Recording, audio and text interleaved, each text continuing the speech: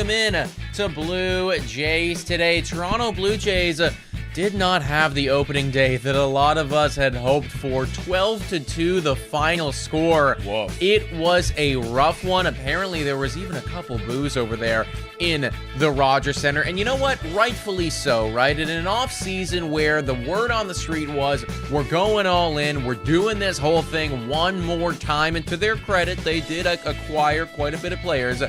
But to have all of that and then have that be the opening day product and just see all of your guys kind of collectively fall apart on screen, it wasn't great. We're going to break down the entire game and talk about, was that just a blip? Is there something to be concerned about? It is only one game, but we've obviously seen this movie before. Before we get into all that, though, please make sure to hit your like.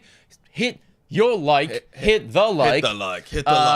Smash the subscribe button. Let us know your thoughts about all this in the comments down below. Adam, one adjective. How'd you feel about yesterday? Shitty. Shitty. I mean, that's fair. Yeah. What's funny though is in years past, I probably would have reacted a bit harder in terms of like, wow, this is terrible, this is a disaster, because my expectations were way higher. I don't have any expectations. I have hope, but that's different from expectations. I don't expect them to be a winning ball team this year because, you know, they weren't last year and they haven't really done a whole lot to like really fix the bullpen or really fix the offense. They've done enough to kind of make it interesting again, but still, it felt shitty. And you know what? I'm going to say this right here, and we said this on the live stream again yesterday.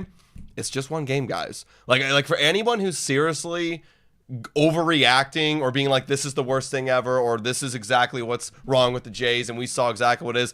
For one game, I think you got to cool it a little bit. Yeah, you could definitely, and we're going to break it all down, like things that were going wrong for the team yesterday. There's definitely a lot of things that went wrong. I'm not ignoring that, but I think it's game one of 162. Yeah, so and you know what? That's very fair. However, on the other side of things, I will say that the product that we saw on the field from them yesterday was terrible. It was really bad. It was a bad game. You know what I mean? And that's got to be something that, like, you know, I don't know if that's a learning thing or a wake-up call or whatever. Like, you can't be playing baseball like that. Nobody was playing well, maybe other than Andres Jimenez. Yeah, there's a couple good. Did hit a home run, and Alan Roden was doing okay, Yeah. but pretty much other than those two guys, I mean, all of it you can throw out. Let's get straight into this thing.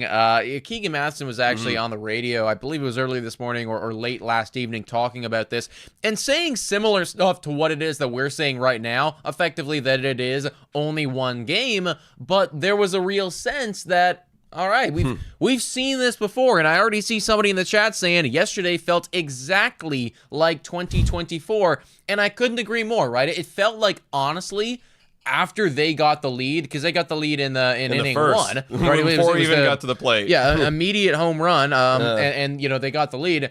And it kind of felt like the game was just over after that. You know, like there was no life from our offense. Every time that they were up to bat, they were getting on, they were applying pressure. Jose Berrios was not pitching the way that you would expect or hope him to pitch. And then when we were up to bat, it was 1, 2, 3, and commercial break, you know, and I will agree with everybody. Like there was a real sense of this is exactly what last year felt like. Yeah, and I can't disagree with anybody in that sense, right? That this, I mean, look, like we got spanked by the Baltimore Orioles at home, which we've always gotten spanked by the Baltimore Orioles for the last couple seasons, and again, totally fine and fair. But again, it's one game. I've said this probably 5 times already on this channel in the last 24 hours. If this happened July 3rd, nobody would bat an eye. They'd go, wow, you got spanked. But I guess we have 3 more games in this series to try and split. That's the objective right here, is we got to split a series. So, I mean, we'll definitely break into right now the negatives and the positives and what we saw from every single performer, because we got to understand why they were so bad. Like, yeah, the score outcome was terrible. Obviously, I think they lost the game after the 5th. Like, once Jose Berrios was done and out of the game, then it's like we started pitching Lovelady and Barnes and then Yariel, which we got to break down. Guys that are in the bottom totem pole of our bullpen right now. So you kind of gave up after that point. So yeah, like for me, we got to like look at how they lost this game by that bad. All right, well, let's start out with Jose Berrios. Obviously did not have his best stuff at all yesterday. Just the eyeball test. We got the sabermetrics up here too. But the eyeball test for me was when he was out of the zone, he was way outside the zone and easy for Baltimore Orioles pitchers to take. And then when he was in the zone, it was right in the middle, and it was effectively, I don't want to say a cookie, but like easy enough for these guys to get a hold of it and then absolutely annihilated. And you saw that in the statistics as well. They were pounding some of his pitches right there. There was hard contact, barreling up the baseball. It wasn't a good look for Jose Berrios. Here's what I look at. You got 14 fastballs, and you only have 2 misses. So they were hitting your fastball. And a lot of the pitches that they were hitting off of your fastball, if we scroll down here, right off here, boom, home run, 87. That was a slur. Or that was the cutter that was going inside.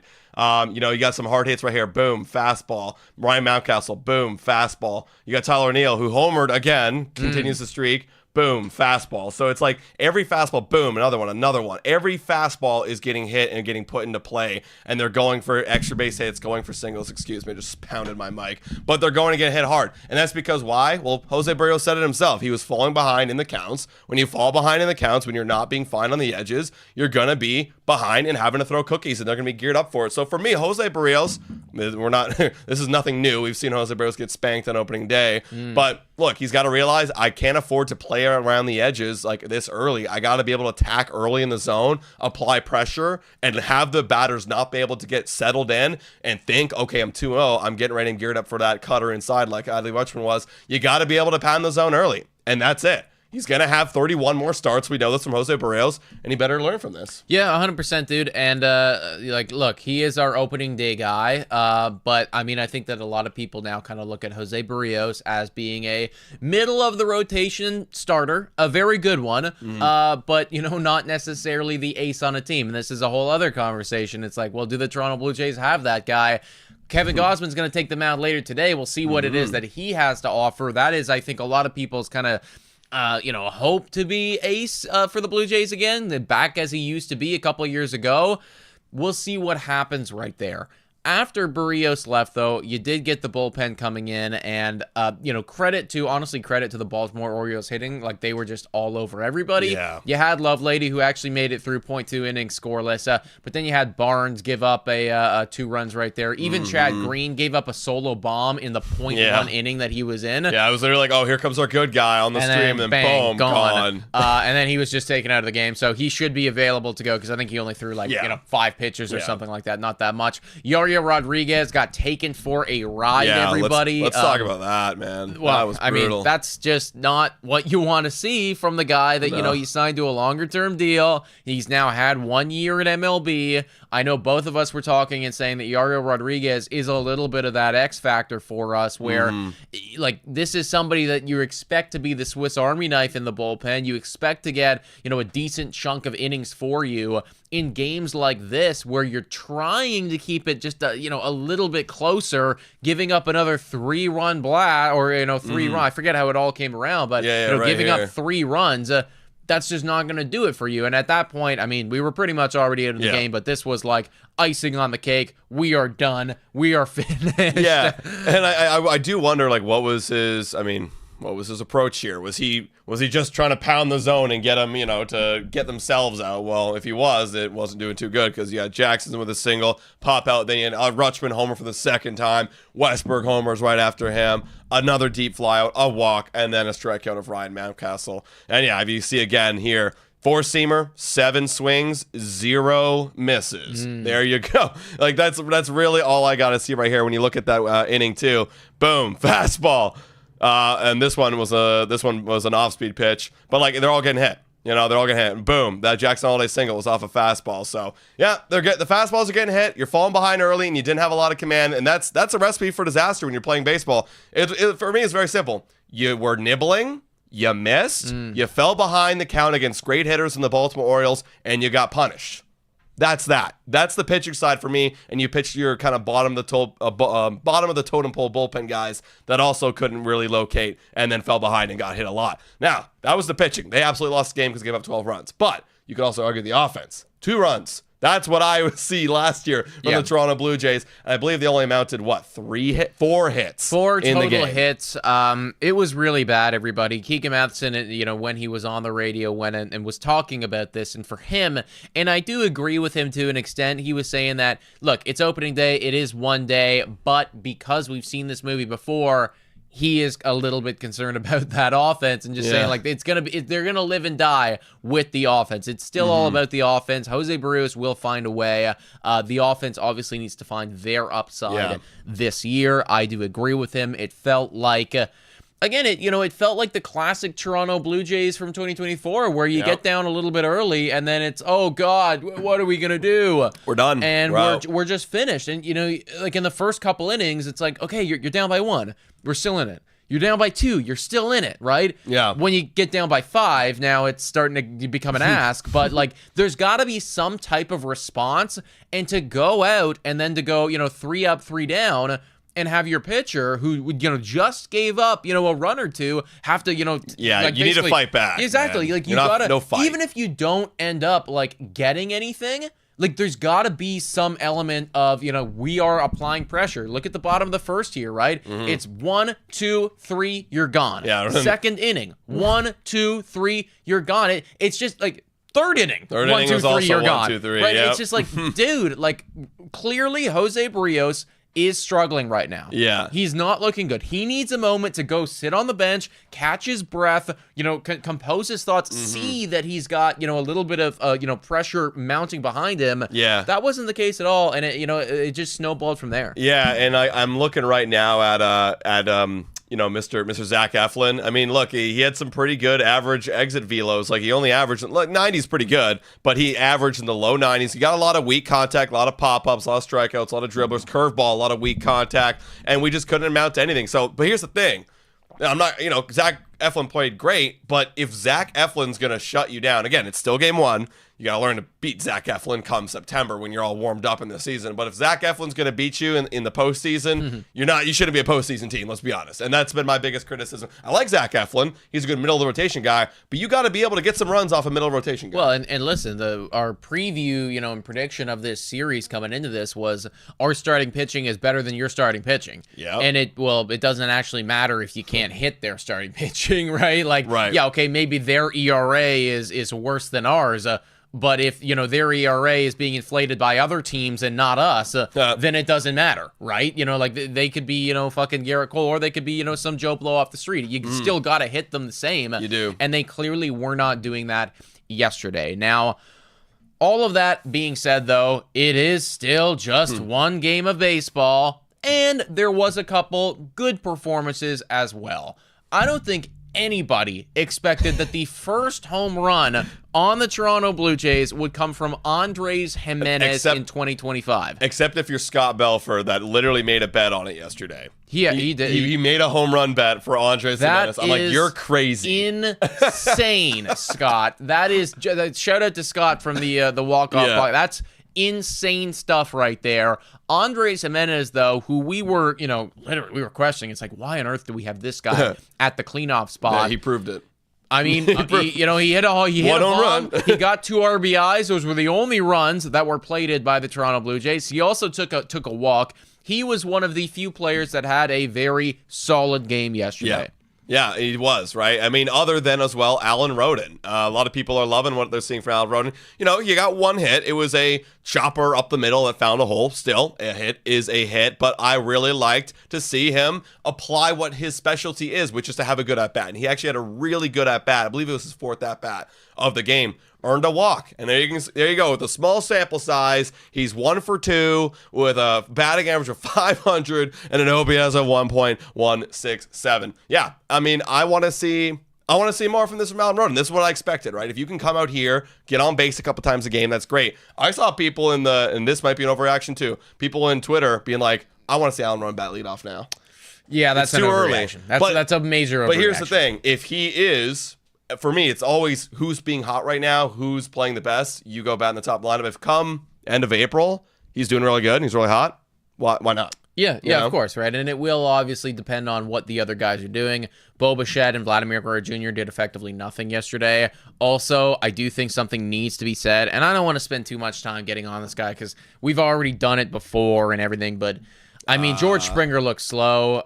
He looked like bad, that's the thing. Like, he had 2 strikeouts yesterday. He did get himself a walk. I don't even really remember that walk. Dude, it was like when they didn't matter, and I think they were pitching their bad pitchers, and then they were missing, and he was starting to walk. I just remember like some of those initial strikeouts from him. I was man. Oof, it doesn't like it looks like you're late. It looks like you're beat right now. Again, one game. Yeah. But it's tough when all of these things that you're seeing are playing into those pre-existing biases that you don't want to believe. You don't want to be true, but you've been conditioned into feeling this way from everything that you saw from them last year, right? The lack of offense, the George Springer's getting old, the not clutch bullpen, the starting pitcher blow up. The bullpen when we played our bad guys. When our bad guys again, but just all of these things, it just sucks that it had to start this way. However, our buddy Scott from the Walk Off Podcast was also saying it is actually objectively the funniest way for the season to start. Oh, for sure. we have to get all the jokes out of the way first, right, everybody? Right? And we got to move on to today's game and this whole weekend. Now, before we move on, I do want to give a quick shout out, everybody, to our mailbag, because we have like no questions in our mailbag right now. Everyone's kind of geared up for the season. So if you want to submit a question, I see a few questions in the chat. Go to our link down below. There's a link to our mailbag as a Google form. If you submit it, I can bring it up at the end of this podcast, and we can answer your burning questions on the Toronto Blue Jays right here live on our channel. And also, go ahead. I was just also going to say, speaking of being live, everybody, this evening tonight, there's an Apple TV game. It's the second game of the year. We're treating this as the second opening day. All right, second opening day. Retry. That's the thing. Yeah, we're taking a mulligan. We're taking our breakfast ball right now. We're throwing out what happened in yesterday's game. This is a new season starting tonight. You can only watch it, though, on Apple TV. However, you can jump into the Blue Jays Today Boys live stream happening this evening starting at 7. We're going to be streaming the entire game here, reacting to it, everything like that. So should be a really good time, assuming, of course, we don't lose 12-2 again. Yeah, let's hope we don't do that, right? And also, before we continue on, and before we break down that game, I do want to give another shout-out here to Amsterdam Brewhouse. They hosted us last night, everybody. It was just a phenomenal time. I mean, honestly, the vibes were absolutely immaculate. Even though we got spanked, it was a very great time, right? And they were 5 minutes away from the Rogers Center. I mean, right after the game, we saw a ton of Blue Jay fans coming from the game to the Amsterdam Brewhouse. It was bumping. It was vibing. So if you want to go someplace pre-game or post-game, go check out Amsterdam Brewhouse on 245 Queens Quay West. Yeah, they had a new beer that they were that was on tap yesterday for the summer. Phenomenal. So I wish good. I should have written down the name. It was like Freya or something like that. It's like a really weird kind of different name, but it's a great beer. Like really, really good. Had a couple too many of them. That's neither here nor there. But let's get into tonight's game, everybody. You got Kevin Gausman on the bump up against Charlie Morton. The fact that guy's still playing baseball is insane to me. Now, the career OPSs and career averages against Charlie Morton, you got Bichette, who has been doing pretty well against him. Springer, who kicks his ass. However, I don't know if that was probably many years ago that he got those at-bats in. Yeah, 8 at-bats. Yeah, probably a while ago. And then who else you got? You got Guerrero with a decent showing of a batting average steroids. This is what I mean. Like, these guys are very gettable. Even Guerrero had good numbers against Eflin. Like, he was 7 for 17 or something like that going into last night's game. Then he was 0 for 4 against the entire pitching staff. Also, big shout out here to Daryl for becoming a starter member. W's in the chat for Daryl, everybody. We appreciate you, man. Thank you so much for joining it and joining the community. Yeah, so, again, very gettable guys. Like, when I say that this staff is gettable, they're hittable, and you can do it. You just have to lock in, look for your pitches, do the David Popkins approach, because it didn't look too good yesterday other than Jimenez hitting a Oppo Taco dinger. But you got to get him, because Gausman over here, I mean, it looks like he does some pretty good numbers against these boys. Looks like he quiets down Ryan Mountcastle quite a bit. Callis has had his number in 7 at-bats. Quiets Mullins down a little bit, right? They even though the power's not there, he's batting over 300. He's batting over 300. Okay. Oh, that's true, actually. I'm looking at the OPS right now. O'Neal does a good job against him. He can do it. In this game, for me, I feel like it's possible. Obviously, I like this matchup if Gausman is locked in. And I think we honestly are due for a win right here. But the big thing is we got to be pumping that strike zone early. We had to learn from what we saw yesterday. The Baltimore Orioles offensively are still a very dominant team, and you need to get ahead of them early and ambush them before they ambush you on 2-0 and 3-1. You got to do it. Now, I know that we're not like actually worried yet or anything like that. You know, because again, it is only one game, whatever. We've said that so many goddamn times. If we come out tonight, like if the Jays come out tonight and get absolutely curb stomped, you know, it's another, like we give up, Gausman gets wrecked, bullpen, even some of the good bullpen guys come in, they get wrecked, offense looks terrible, it is another like 12-2 showing. I don't want to say that I'm going to be worried or anything, but like, I'm gonna be like, we need to do something about this now. Yeah, we need to have a bit of a conversation. Yeah. You know, like just like with those guys, it all depends on how we get shelled. Like if it's Gausman getting shelled again, which probably would be, you got to be asking, like, Pete Walker's got to be sitting down. What's like, going on? What are we doing here? Are we missing? Like, what are we nervous? Like, what's going on right now? Like, because another thing too is like maybe because this season has so much pressure on it, everyone's trying to be extra fine. That was my impression yesterday from Jose. Was like he's trying to be extra fine on the edges. That's how you lose. Just trust your stuff. Dude, all our guys are just like, I feel like they just can't handle the pressure, man. Yes, like, because there's so much. Like there's so much pressure. Dude, Max Scherzer has got to tell these boys what is what. Dude, I actually cannot wait. Can you see Max Scherzer crumbling under pressure? That's the thing. This doesn't matter to him. He's not going to let that happen. No. He just won't let that happen because he's way too competitive, and also like clearly like no moment is too big for Mac. Like, he's seen it all, right? Yeah. He's seen it all. So if that guy can win Game 7 of the World Series for you, and like that's in his bank, I'm sure he can handle Saturday at the whatever Rogers Center. Toronto Blue Jays are going through right now. No, like that's seriously, honestly, maybe after Matt, we get blown up these first two games. Scherzer comes out, shows the boys how it's done. What's up? And everyone starts playing better. Now, if Scherzer gets blown up, now we have a now problem. I'm ready to hit the fucking 3 games in, and I'll be hitting the panic button. if we're 1-3.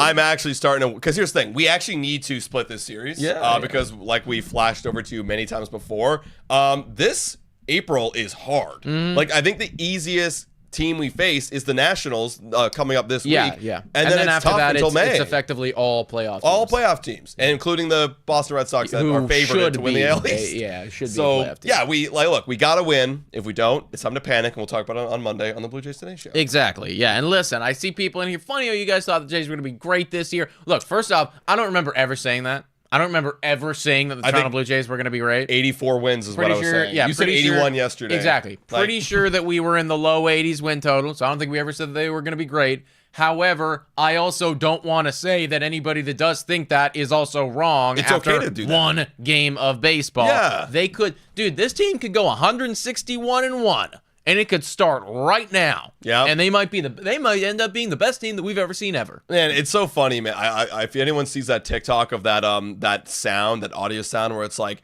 me watching one game of my football team losing, it's like, oh, it's okay, we'll get them next week. And then it's like one game of 162, being like, what the fuck? Everything's going wrong, blah, blah, blah. Because like baseball game, like you could look like the absolute shittiest team in the world like we saw yesterday, but still be a contending ball team. Like that's just the way it is. Could have been just a really bad day. If this continues, and we get if we get steamrolled and we go 0 for 4 against Baltimore, then we can talk. We can talk. And we will be talking on Monday about that. Now, we do need to talk about a couple other things that happened at the Rogers Center yesterday. But before we do, let's give a quick shout out to one of the sponsors of this video. Hey guys, time for a quick shout out to the sponsor of this video. Hit your picks and knock it out of the park with Betway. Scan the QR code down below or click the link in the description to join the action. Available in Ontario only, must be 19 years older to participate. And guys, please bet responsibly. Now, back to the content. Shout out to Betway, everybody, for being absolutely phenomenal. Here are the lines for you. Toronto Blue Jays, relatively heavy favorites to win this thing. 1.76 is the multiplier, 2.1 for the Baltimore Orioles. I think that they are factoring in the pitching matchup that you have right there. Kevin Gausman being the guy up against Charlie Morton. Clearly Vegas, or Betway anyways, doesn't love what Charlie Morton has. And I get it. I do understand it.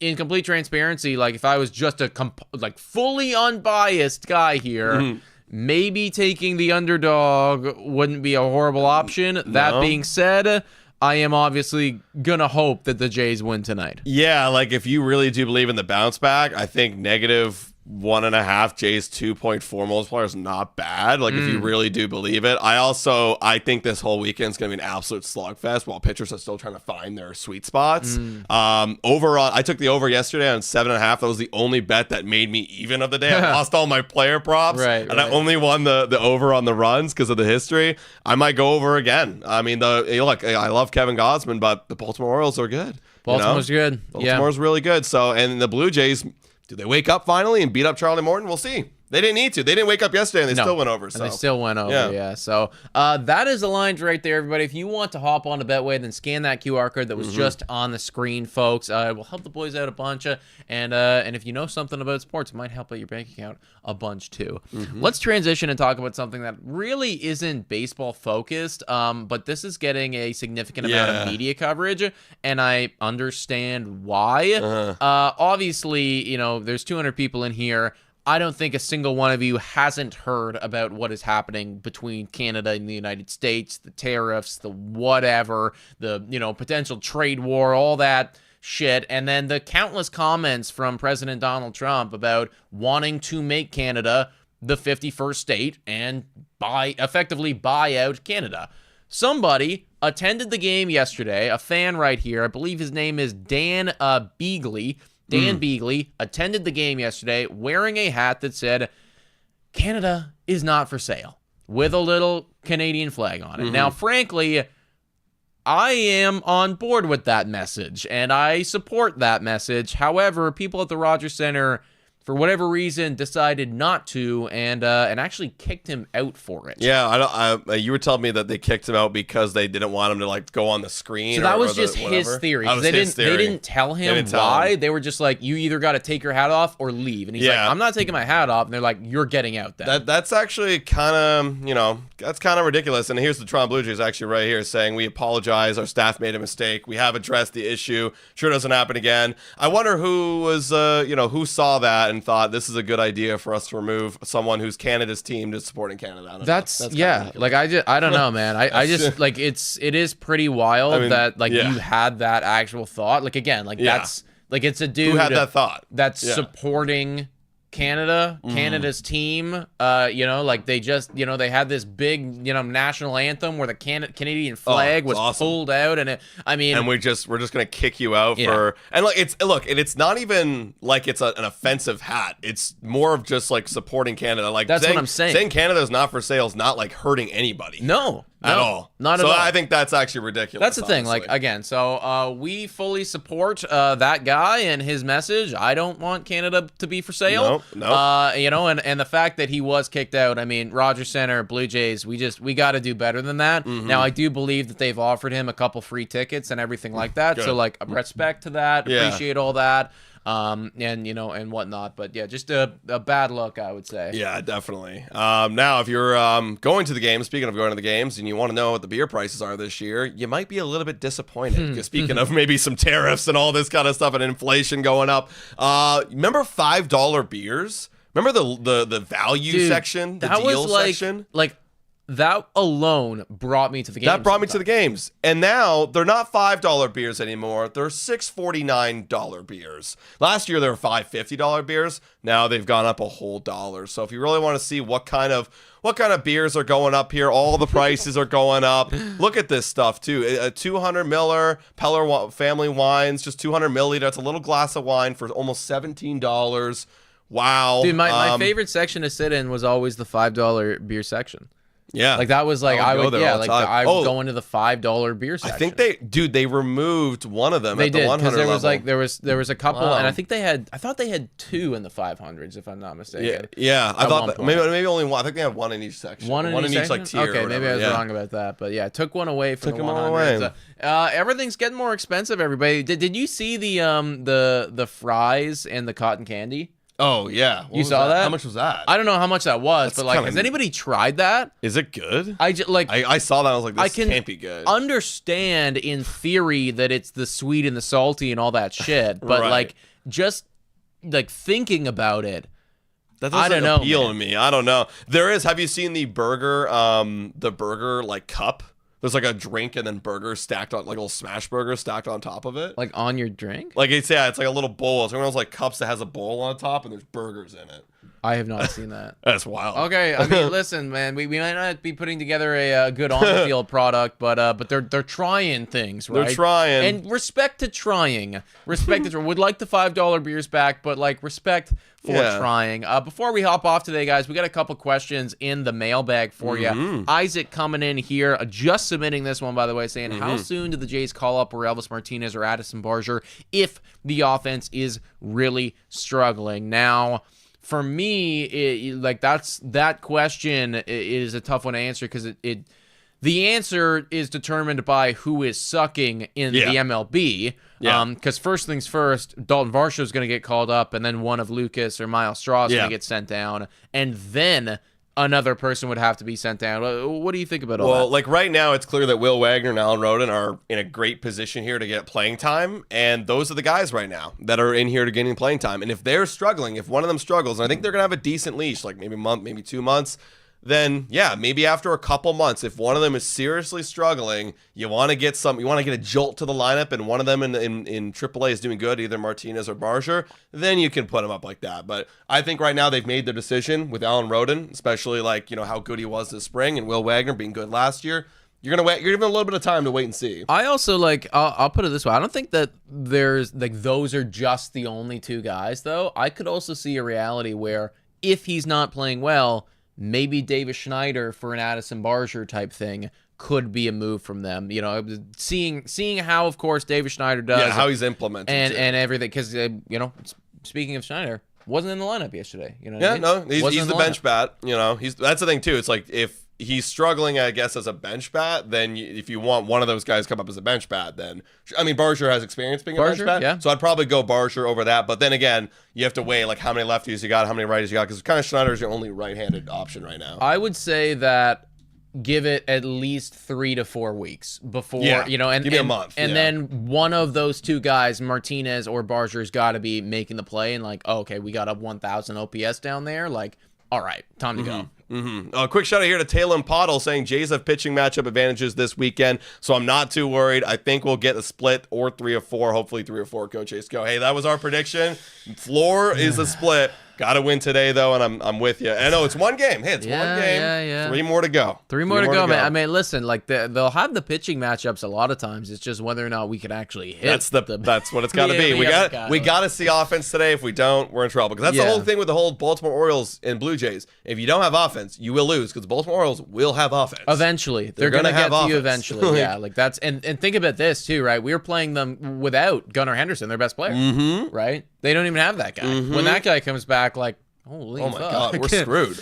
Another question here from Ben. What do you think realistic expectations are for Kirk and Springer? I see Kirk as a 265, 10 homer, and around 700 OPS guy. For Springer, not too high on him. I see him as a 230, 15 homer, 650 OPS. Great stream. Looking forward to the season, guys. Thank you very much, dude. Hopefully we see you in tonight's live stream reacting to the Apple TV game. Kirk, 265 batting average. I don't hate that. Personally, I think his OPS is a little bit higher than that. What do you think? It's the on base for me. For Kirk, he's got to get on base a little more. Maybe you'd hope he pop a few more. If he has 10 homers, and maybe his OPS is down there to 700s. But give me 15 homers. I mean, if he did that, I wouldn't be upset. I would just be kind of like how he's been this entire time. Good defensively. Yeah, good defensive catcher that hits with 700 OPS. I can't complain. Now, as for Springer, that's exactly what I am expecting. If he can hit 230 with 650 OPS, honestly, that's a kind of a win for Springer.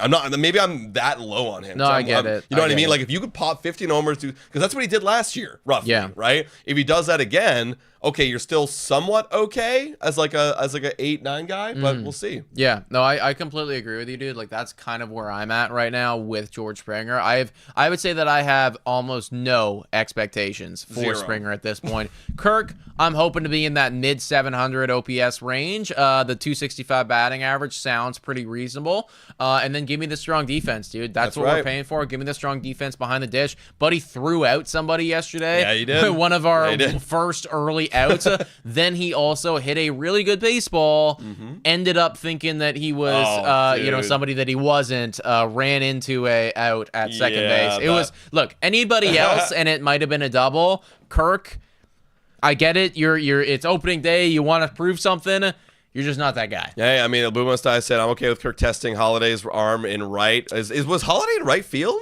Was that actually what it was? What? No. Okay. I mean, look, I didn't fully hate it. Like it's one of those things where in hindsight, you're like, okay, why did you do that? No, O'Neill's in right field. But I didn't hate it because it was really, really close.